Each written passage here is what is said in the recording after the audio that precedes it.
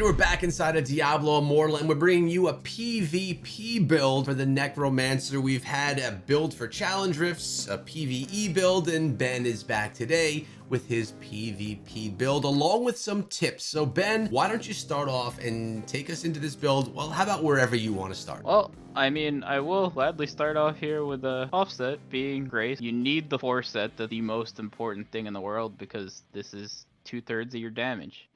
I prefer the 6 set, however, you can also switch to the 2 set of the, I don't know what the set's even called now, because it's the new one. That's not what I wanted. I wanted to know the name of the set. The Banquet of Ice, because you do a lot of dots with this. This is always applies a damage over time on an enemy, so you will always have the 15% increased damage. However, I found that this has saved me so many times the stun from the 4% chance, just because when they hit me, they immediately get stunned sometimes, and that is great. The other thing is how I talked about in another video, the warband stuff. It's another 3-second stun, which can proc based on your gear. For example, this one has defeating an enemy.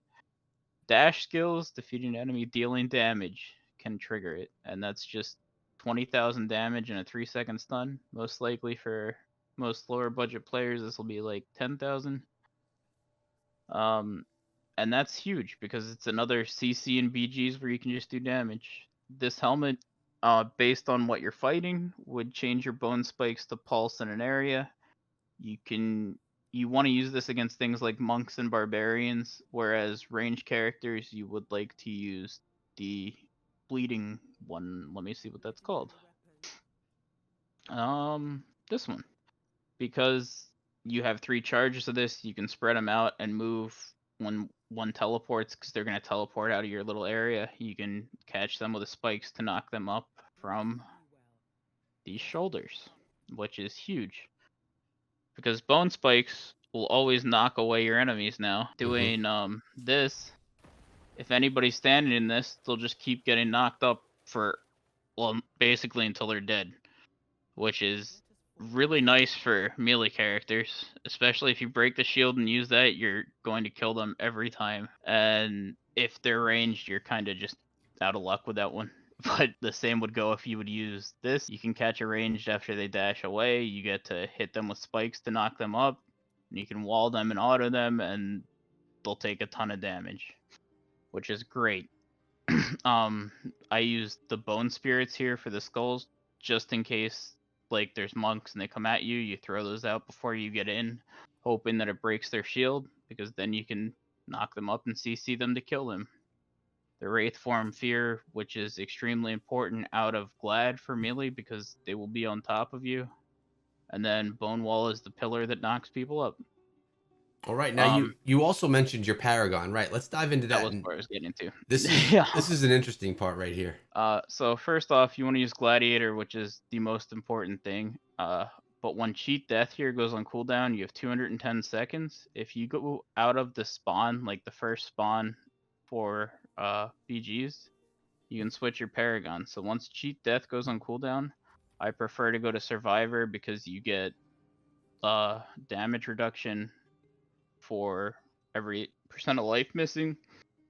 And you also get this cool little move speed thing one time when you get below 30% life, which is nice. And you could also, if you would prefer, go Duelist, which just gives you more damage and crit chance when you use abilities. And when you get hit, you get a little lightning tower effect one time, which is kind of nice. It's really But interesting. I never thought of changing Paragon trees during the battlegrounds. How do you do that? Because you can't just do it in a random spot, right? so, here, let's use this little platform as the spawn. Mm-hmm. Once you walk out, and let's say you're on defense, there will be the portal here. You go right in front of the portal, and then you can change it there. Or if you're on offense and you're past the three statues, you can just do it while you have the immunity up.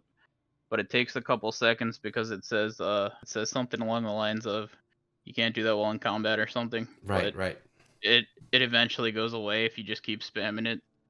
It takes like 4 or 5 seconds, but you have damage immunity for 8 when you spawn and after the statues go, so you can do it right there. All right. Now, which made before we give in an example, and you're going to kind of show some footage of you in these battles, just really quickly go through one at a time the 6 pieces of gear that you're wearing, because oh, we I kind was of gonna go went. through the skills because we didn't do that yet. Oh, then go do the skills then. Yeah, you're right. Let's do the skills So first. skills would be the bone spirits, which let out a random little skull. Bone wall does this knockup, which is nice. You can also use this to kite range people. Just stand behind that and diagonally from them. So anything from a demon hunter besides vengeance will not go through this. And then mages, the only thing that goes through this is the invisible lasers, which is just a problem in general. And then bone spikes, like I said, this could be the bleeding one if you're against more ranged frequently. You want to use the bleeding one because you have more charges to hit them after dashes and knock them up to catch them. Whereas this is just going to be one and done. However, it nukes melee characters with Grace Set because you get, I think, 12 ticks over 6 seconds, and every 5 does an extra 60% of your damage. And then everything else you hit them with, it's going to just proc it more and more. So Nice. you get Grace to do most of your damage. That force set is by far the bread and butter of Necromancer PvP.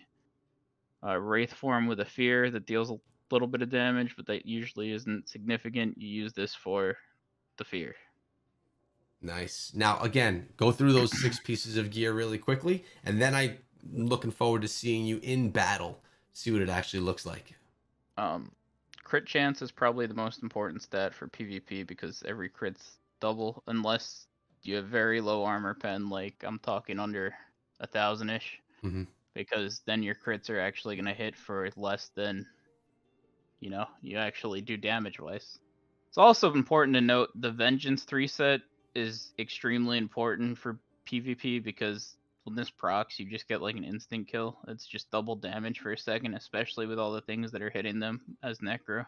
Hmm. Um, the helmet's just the bone spikes. This is extremely important also. The bone spikes knock away your enemies. And then I prefer this, but there's a few different ways people can do this. People like the what's the wraith form slow one. I can't remember what it's called. It's okay. And then the skulls, I use this just to hopefully break a monk shield before they get to me, so I can CC them and kill them before they one hit me. Uh, wraith form is the fear, which is important out of Glad more than anything, or to use on somebody when they are in Glad, like right before it ends. Bone Wall is very helpful for kiting people, which like range people, and also melee because of the slow. And it damages and knocks up, which is just a bonus. Nice. I Uh, appreciate you taking the extra time to go through those one more time, just in case people missed it in the beginning of the video. there was one other thing I wanted to say I've been experimenting with, and I'm still not entirely sure how I like it, but with the spikes that's not the bleed one, I really like this 2 set of the curse.